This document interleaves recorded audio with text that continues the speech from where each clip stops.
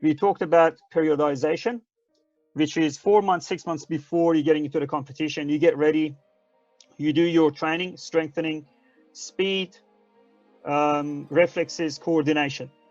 When you get toward the end, there's tapering. And a tapering is about 2 weeks, 3 weeks before the competition. You drop down your level and your intensity of work. And then with your coach, you concentrate on things that you're good at. Your lessons with your coach changes as well. It becomes all about things that you're good at, the speed. You concentrate on a move that gives you a better confidence. We talked about preparations. We talked about mastery, strength and style, optimization, success in others, strengths of character, visualization. Visualization was the most important one. It was something that you want to do when you get into the venue and before getting onto the piste. It's all about the moves that you want to do. You visualize it. You think about it.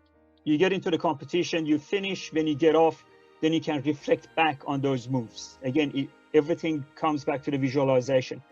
The strong mind on a day will win. Now, here, most of my talk last week was to the coaches. Now, this week, I just want to add to that and make it very short, but just to the students.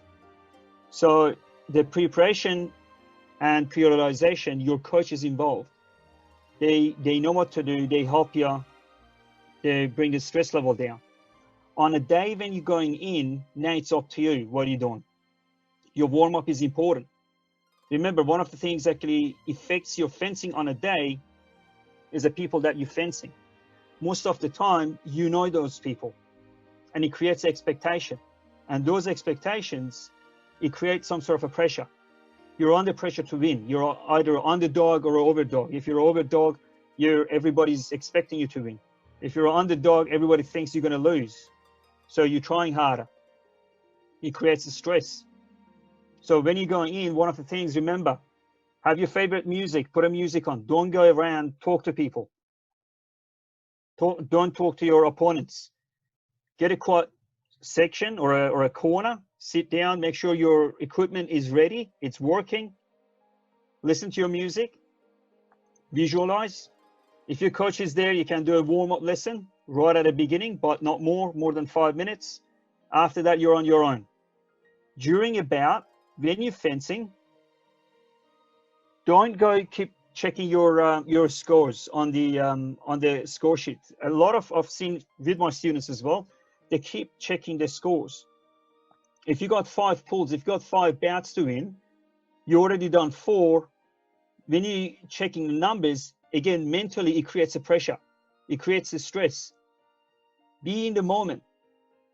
When you score a hit or you get hit, think about, visualize how you got hit. By the time you go to the line to start again, you should know exactly how you got hit. If your coach stops you right there and then and asks you how'd you get hit, you got to be able to explain that. Because with little analysis, then on the next one, you can stop it. So you don't get hit twice in the same way. That's important. That's part of the preparation. One of the exercises that you can do is quite important. I'll practice this in a club with my students. It could be quite helpful in your club as well. It's breathing exercises. Okay, so when you stress, when you're nervous, you don't breathe, or you breathe in and you don't breathe out. So exhale doesn't happen. There's an exercise that there's a bit different variation of it. It's called 3-3-7. It's called, some people actually do it on 4-4-6. Depends on the length that they're doing the exercise on. So you got a little corner. You draw 3 lines. So I might actually sort of show that on a little ruler. So, oh, hang on. You gotta get a metal one that everybody can see what's going on. All right, can we see this? Now, you're starting here. Okay, you want to do a bit of a jog. But the importance is not the jog, it's a breathing. Right? So 1, 2, 3, 4. So you section the ground to 4. From here to here, you breathe in. Okay? So you're doing inhale. Run back, but hold it all the way. Now the next one, so you've done 4 in, 4 hold, and now you got to do a 7 run. Exhale all the way. If you exhale too fast, you run out of breath. If you do too slow, again, you're not breathing well. You're not managing your breathing. So you come to 7, all the way here and back. So I'll explain again. So you go from here to 4, breathe in, hold and run back to the start line. Again, run to 7, breathe out all the way. So exhale, exhale, and to the line again. And you got to be able to do this for about 3 times. When you do that at a competition, do it at a slow pace. It gets that stress out of you. So what it does, it trains your diaphragms. So when you step on a piece, you don't go and you stop and you freeze. Because that's what happens. You don't breathe. You don't have enough oxygen going to your muscles. You freeze. You don't do any footwork. You go tense. You're not moving. Right?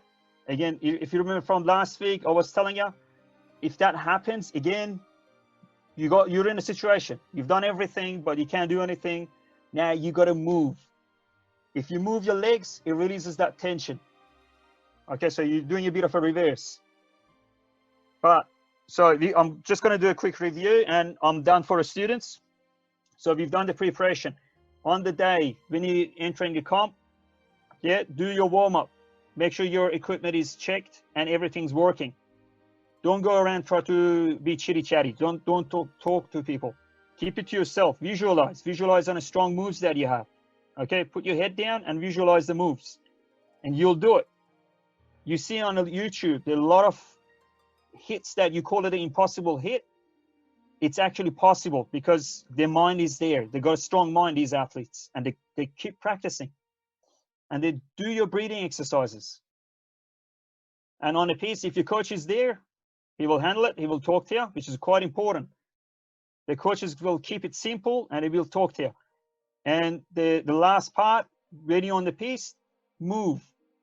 When you move, it releases the tension. Also, the more you move, the more you see the time. The fencing time, it's dependent on a movement and a distance. If you don't move, you're blind to that time. You keep falling outside the time of your opponent. And that's me here. Hopefully you get something out of this, guys. Thank you, Coach Yusuf. Thank you very much, Coach Arash, for your explanation.